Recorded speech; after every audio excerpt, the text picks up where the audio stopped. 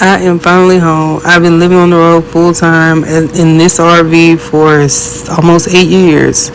And then I rented one place in Charlotte, and now I'm home. And this is the start of my new journey. This is where I live now.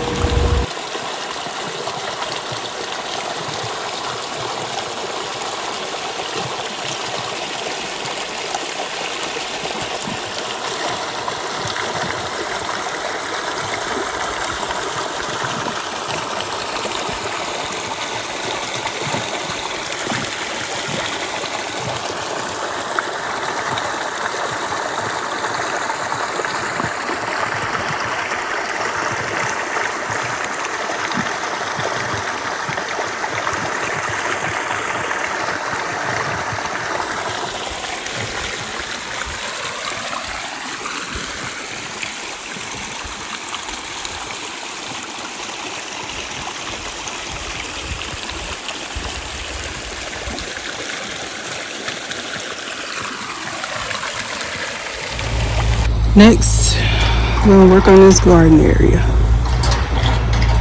This will be the before.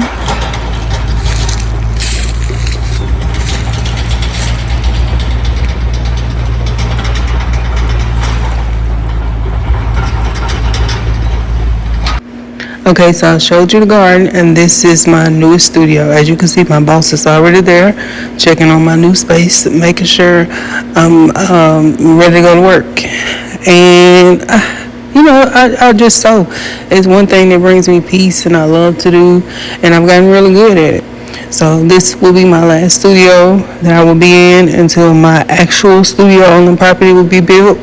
I put up all my accomplishments so that days when it's not going good or I'm feeling down or no inspiration, I can look around, look back and see what I've done thus far. This is a project that I can't wait to show you. If you don't know yet, I love patchwork. I don't like anything that comes regular, degular, schmegular. I like to create my own fabric. Most of the time it's out of upcycled fabric, like old clothes, like denim and whatever I find at the thrift store. But this one in particular, I couldn't find the fabric that I wanted to use to create this project upcycled. So I bought it all new, and then I pieced it together. Still patchwork, just not sustainable, upcycle, whatever we call it. And I'm self-taught, so that's another thing. So you won't hear technical terms. Sometimes you will, sometimes you won't. But I bet you I figure out I know what I'm doing. This is me tailoring that outfit that I will show you later. It's a surprise. But that's what I do. I got this mannequin, and it didn't look like me, so I fluffed her and puffed her and stuffed her until she did. Until she did. And now she does, so it's easier for me to work. So I just put her on the mannequin, and whatever project I'm working on, I can just kind of tweak it. So if I eat too much and I gain a little weight, I put some in the belly. If I lose a little bit and I start acting right, then I take it out and I move it around. That's the good thing about having these mannequins. You just you make her look like you. There ain't no shame, there ain't no beating yourself up, none of that. You make her look like you, and that's exactly what I do. And I just keep tweaking her until she get it right. So I'm super excited about this project. Like I said, it's a surprise, so I can't really tell you yet, but I'm always busy. My hands are always moving. I think that's a part of my healing, my therapy journey, to where I'm just I gotta stay busy, and it's actually relaxing, but my hands have got to stay busy. The idle hands.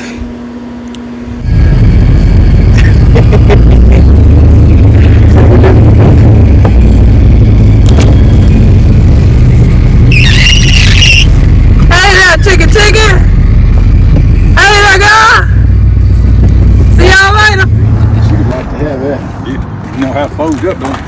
I figured out in a second. That won't take a second. Go ahead, hold it up. She went to watch you fold it up. No. She wants to watch you fold it up. Oh, okay, excuse me. I thought I was getting out of the way. I'm buggy here.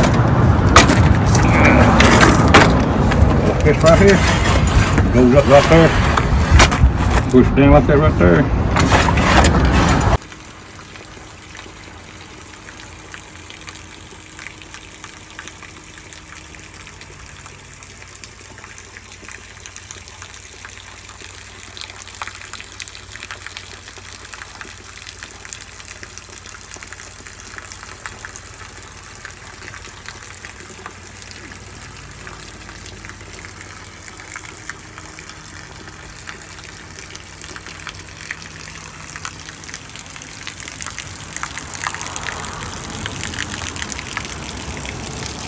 Ooh, it's good and cold too.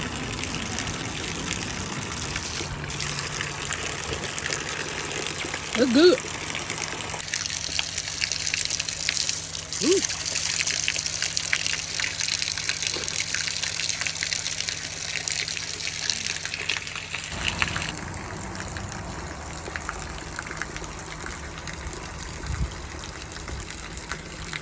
Get a drink. What? Get a drink. Baby.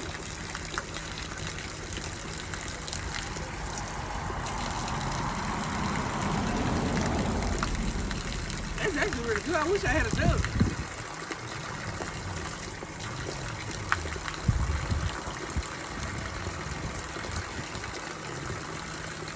I wish I had a jug for real. It's really good. It's finna be 100% natural spring water for real now.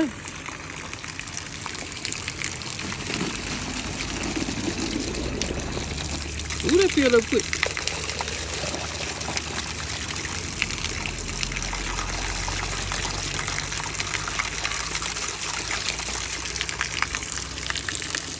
Now it's 100% spring water. And this is my pile of compost that has been brewing for a few years. It grows good grass all over it. Something's been going in and out of it.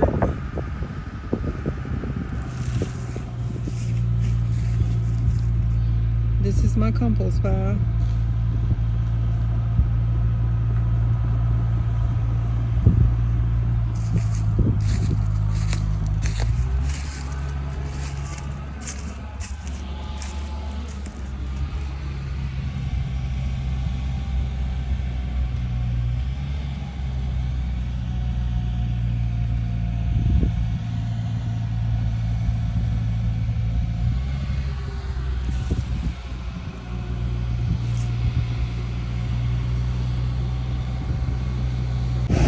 See, and if you see it from this side, you can actually see how long it's been sitting here. Where it's looked like a mountain or something that we built trying to put it there.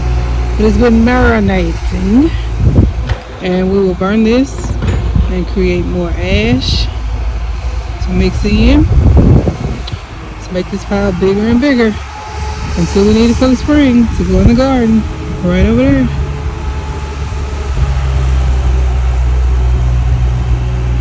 I'm gonna have the best vegetables around. When I tell you anything is possible, believe it, because I'm doing it. I'm not just telling you what you can do, I'm telling you what I've done. And I'm just a girl from Mississippi. So if I can do it, you can do it. We started out living in that trailer. That black trailer right there. We started out living in that trailer as we built this. Nobody came in and done it for us. We built it. Right here, out of the woods. With that sawmill you see sitting right over there on the side of the house. So when I tell you that you can do whatever you put your mind to, it's not because I'm just, blowing smoke up your ass. It's because I did it. And I know it's possible. So when I tell you I will have a garden right out here, and a greenhouse, and a lake coming through here, and a studio, and some yurts for my retreats, believe it, because it's gonna happen.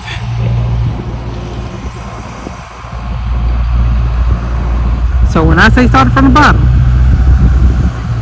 we had tents at first, but then we got this quicker. But it was definitely in that trailer right there. Just look. I hand sawed and touched every piece of wood on that house. And look how that cedar is great. Live edge all around. So don't give me no side story, because I have no sympathy for it. I had none for me. I just cried and whined and complained as I got this shit done.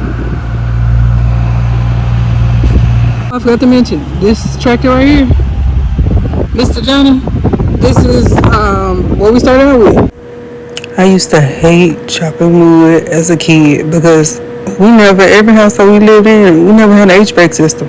So I was always HVAC system. I always had to chop wood because I was always the strongest one out of my sisters. If you haven't realized yet, I'm a tomboy. And I was the boy. I was my daddy's and my mama's son. So I always had to do the boy stuff. And I'm not even the oldest, I'm the middle child. I'm the second of four. So I used to hate doing it when I was younger because we had to.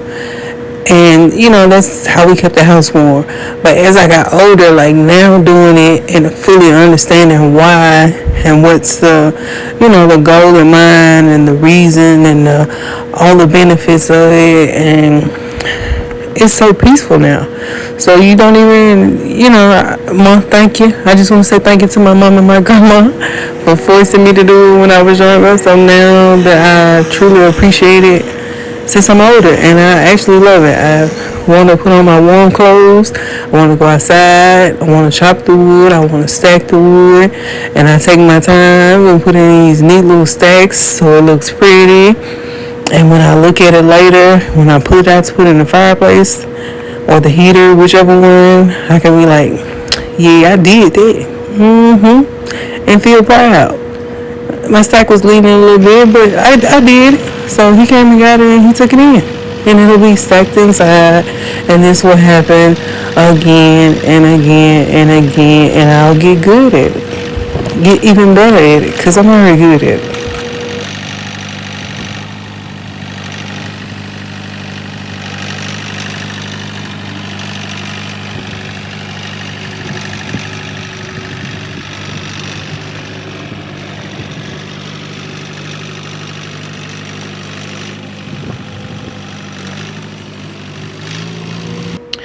And we celebrated my birthday and we got back to work. Like I said, around here there's always something to do, whether I'm sewing inside or working on the house inside or whatever. In the streets, ripping and running. So we leveled out this pad. This is where the storage building will go. And we shot radar and we kind of got it ready for the rock to be delivered. And so we just sat and waited till the rock was arrived.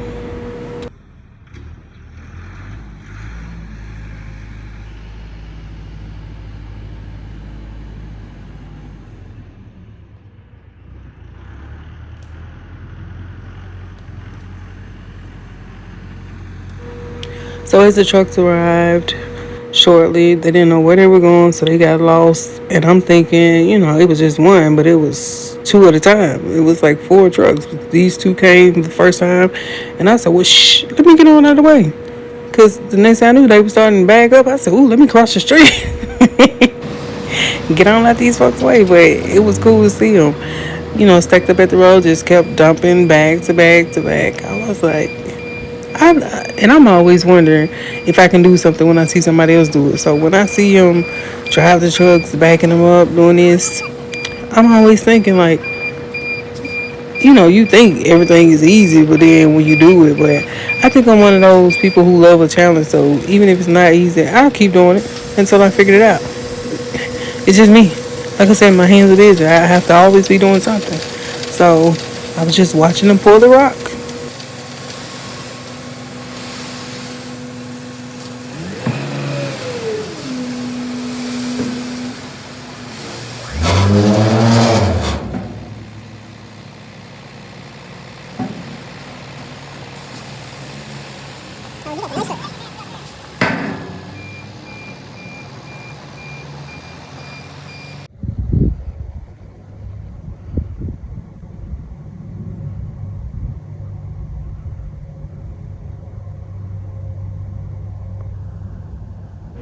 Once he finished pouring this rock, I was just in awe, just standing there watching him spread it. And after it was done, just to see how smooth and pretty it was, to see the distinction between the dirt and the rock. And it's just amazing to watch because you have a dream, you write it down, you have a checklist, and then once you start completing the things on that checklist, just watching them unfold, watching your dreams, become reality right in front of you piece by piece. It's just an amazing feeling. So a lot of times it could be the littlest things like this, like putting down a rock. I'm gonna go out there and I'm gonna stand out there and I'm gonna cry about a rock just because it's just one more step closer to what I envision for me. This is how we run Sweet Things Daycare. Field trips in the woods and naps on demand. That's how you get good exercise, watch your kids and keep them safe, and still get shit done.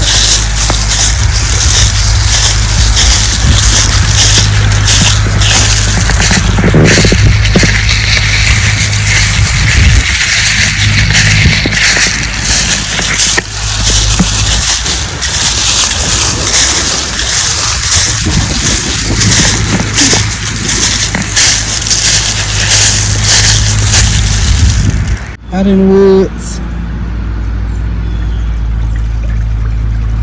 with the water feature noise.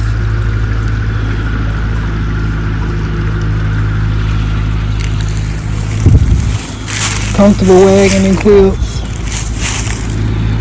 with the tractor going. How do you like Sweet Things Daycare, Chakesy?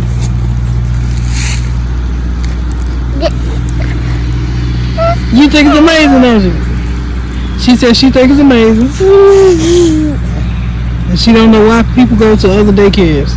It's daycare. We ain't accepted no new clients yet, but we might be later. It depends. So on to the next project per usual. After I showed you the daycare, I wanted a mailbox to match the house. I don't know. Call me weird, call me strange. I just feel like in common country, I know it's country as hell. People have told me I don't care, but I wanted a mailbox, a big ass mailbox that looked like a mini barndominium replica of the house.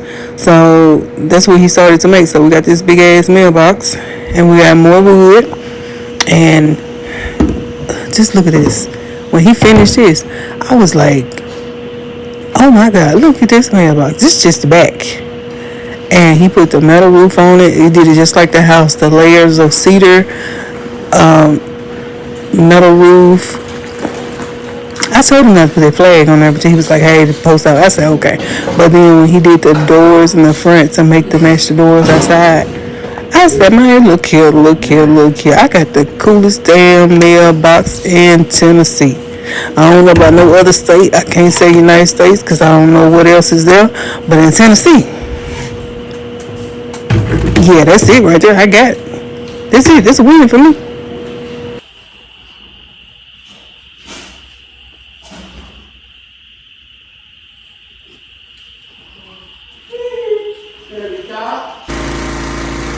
With a mailbox this nice, you already know I'm not finna put it on no regular little pole stick that go in the ground. Is you crazy? So we had to get this power washer out, and I already had the tree ready. So if you never power wash the tree, I mean your arm get a workout because you gotta hold it little thing to spray it, but it comes out so clean. You just have to go over it kind of swiftly and calmly, because if you see how it's cutting through that bark. If you go too deep and you stay in one spot too long, you'll cut through the actual cedar and it won't be as smooth and pretty as you want it to be. So this process is kind of tedious but important, and don't get carried away. So if you never power washed a tree before, you might want to try it. It's actually pretty nice. I think at no point in time I'm gonna be, debarking a tree. Ain't no point that I'm not gonna be power washing. It's just too much fun.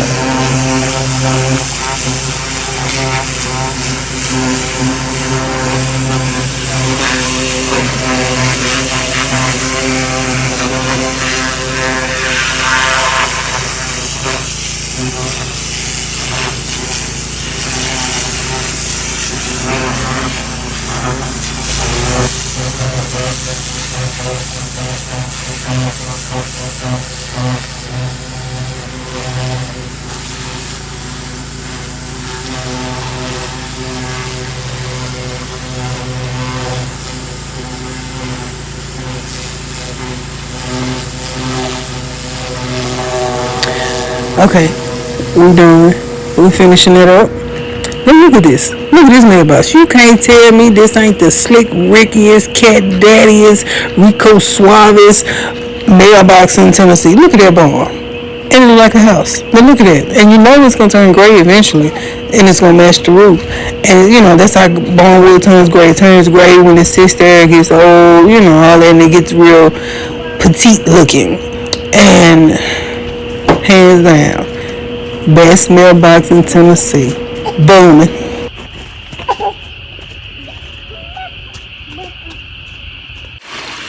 I just want to say thank you for watching and see y'all next time.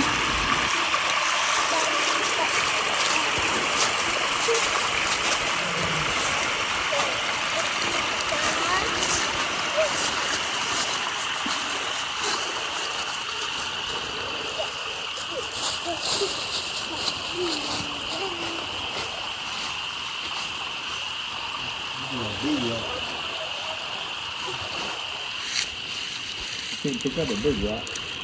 Too big. See, maybe this one.